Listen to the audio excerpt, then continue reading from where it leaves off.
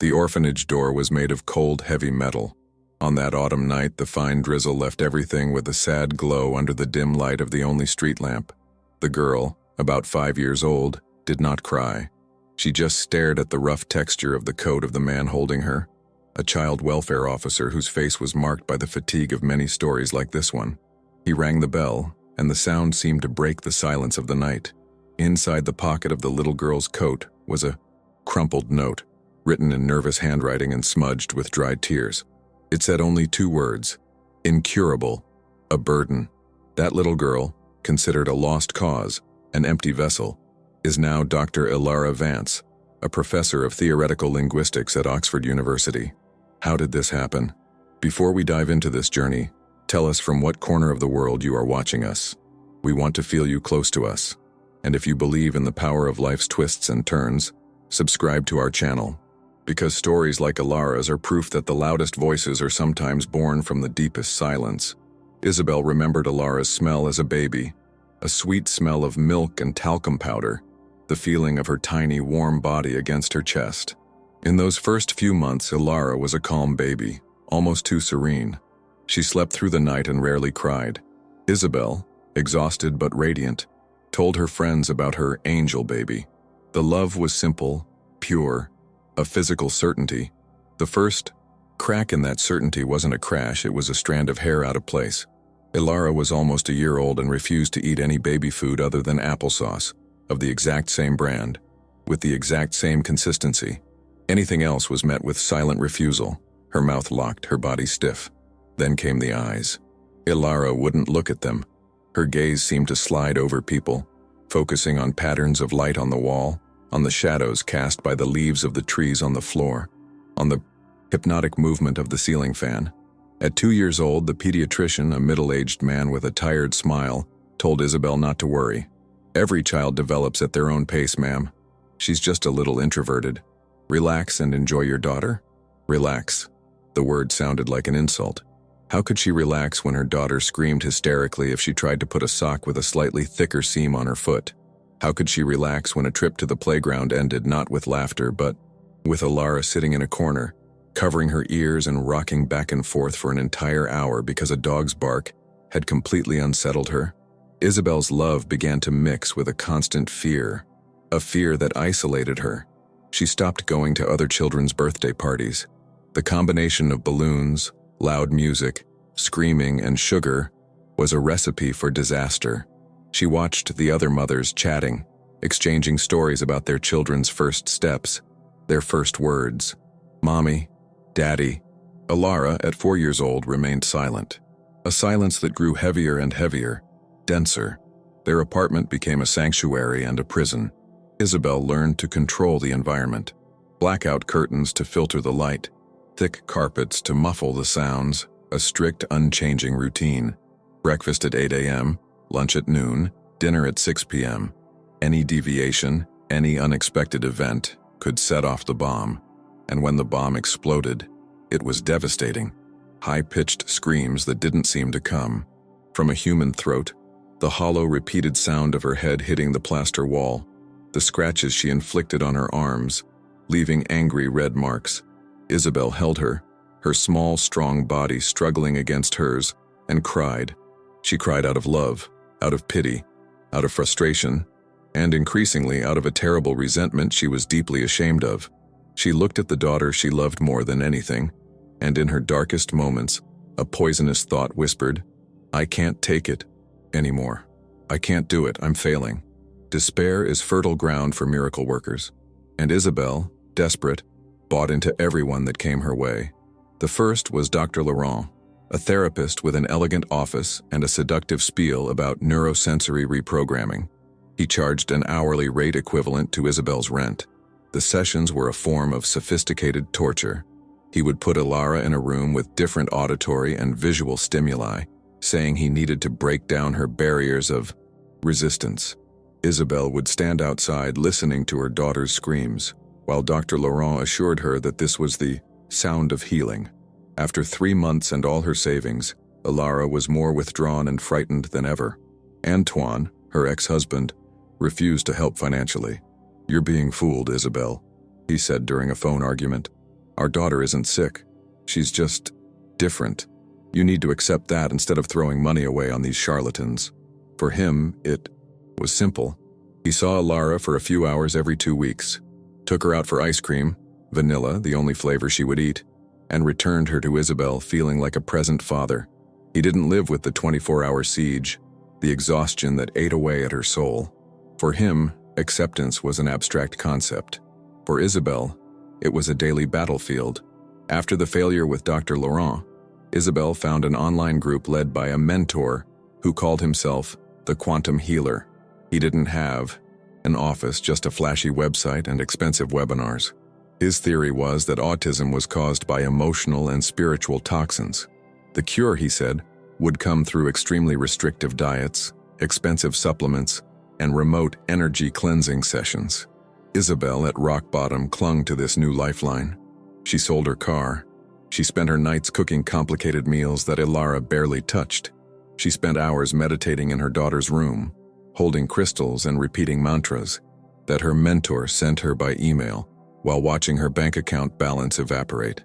The only thing that changed was her own weight. She lost weight from stress and worry. False hope was a drug. It gave her a rush of euphoria. What if this time it works? Followed by a brutal crash back to reality. And with each crash, the abyss seemed deeper. It was after her last payment to the mentor, when she realized she didn't even have enough money for next month's rent, that the monstrous thought, previously whispered, screamed inside her. It wasn't about healing. It wasn't about hope. It was about survival. Hers, the orphanage called Home of the New Dawn, was an old and imposing building, but the optimistic name did not match the reality. The place was ruled by chaos and the survival of the fittest. For Ilara, it was like being thrown into a blender.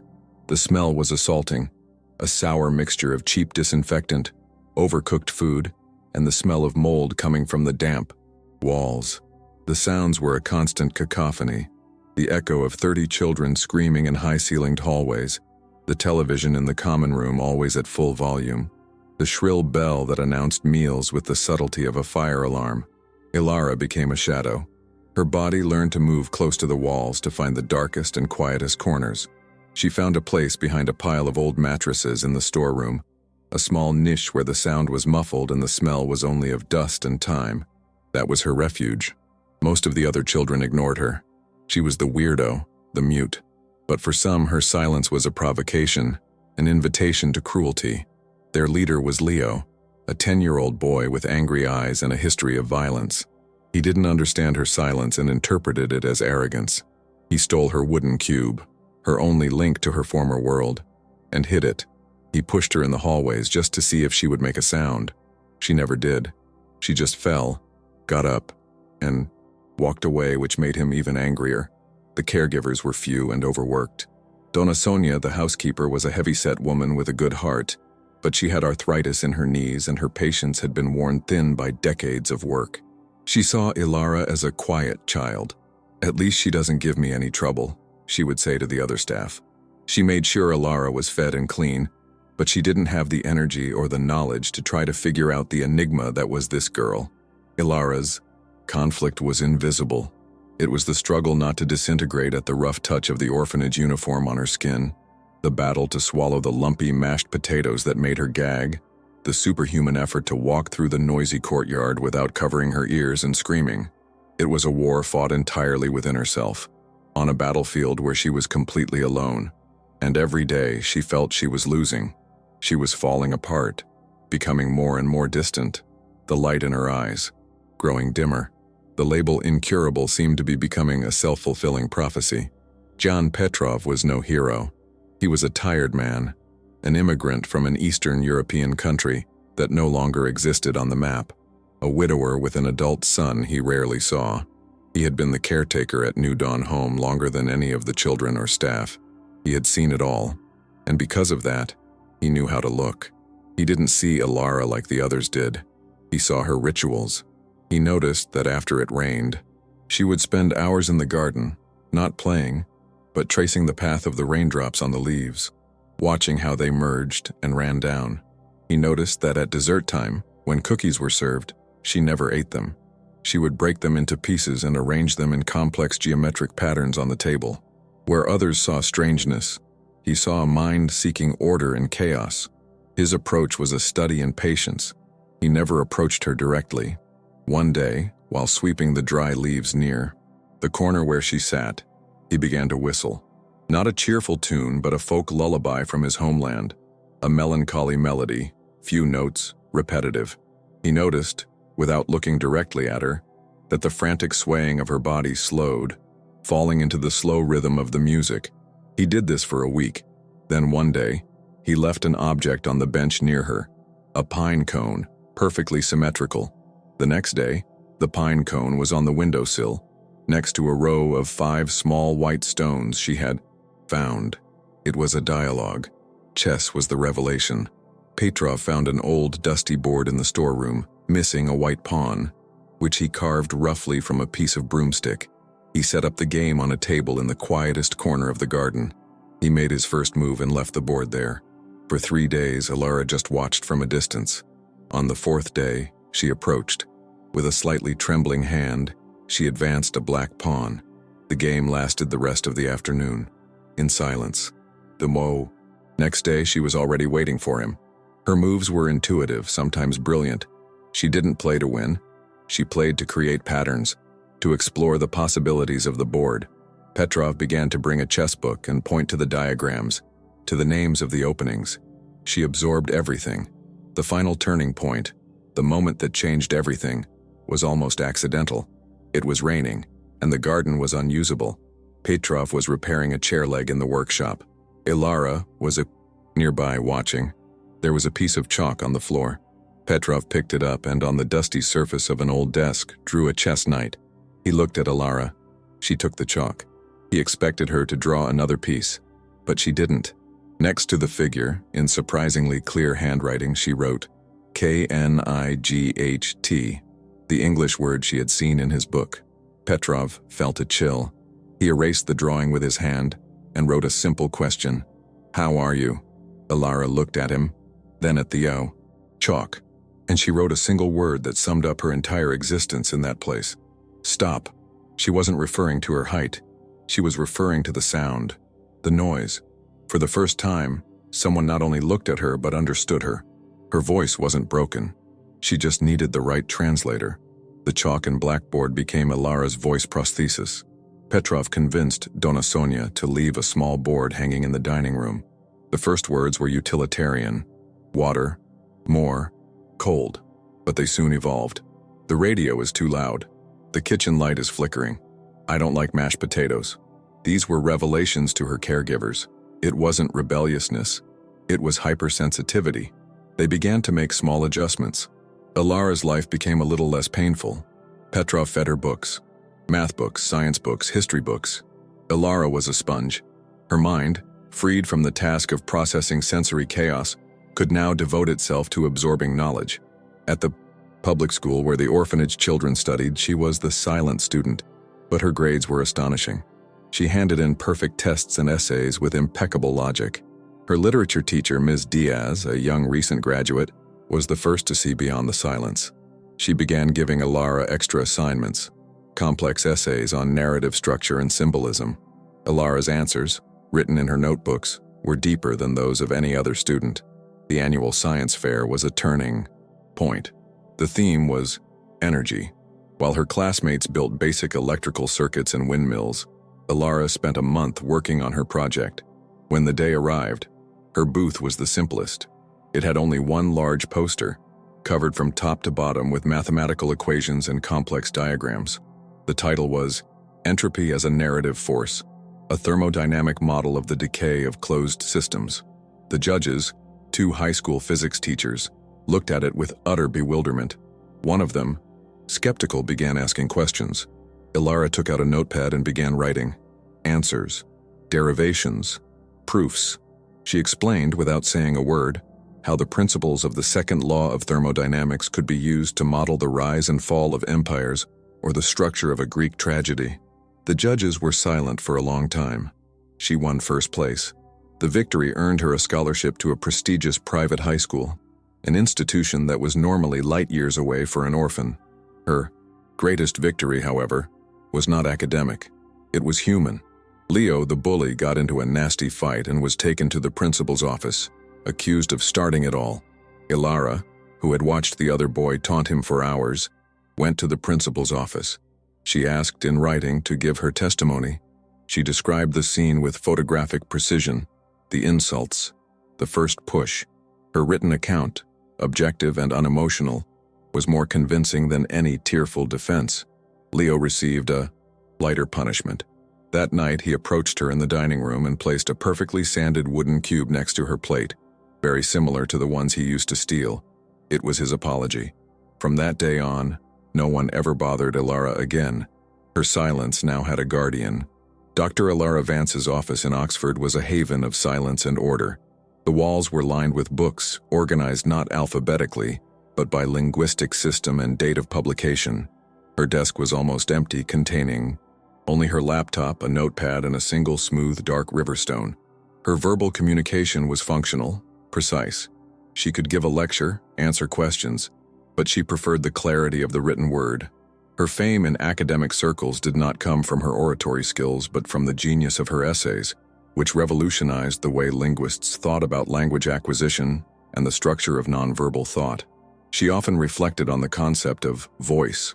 The Western world, she theorized in one of her most famous books, suffered from a phonocentric fetish, the belief that speech is the supreme form of intelligence and consciousness. Her life was a refutation of that premise. Her voice was not made of sound waves, but of syntax, logic, and the ability to see connections where others saw only chaos. Autism was not a disability she overcame. It was the scaffolding upon which her unique mind was built. Without it, she would not be Dr. Vance. She would be someone else. She dedicated an entire chapter of her book to Jan Petrov, whom she called the translator. He didn't try to teach her to speak the language of the world. He learned hers. He gave her the tools to translate her inner universe into a format that the world could finally begin to read. She kept a photo of him, now elderly, smiling next to a chessboard, on the first page of her notebook.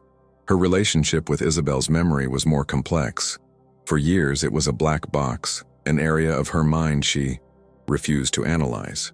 But over time, and with the tools of logic she loved so much, she began to deconstruct the abandonment.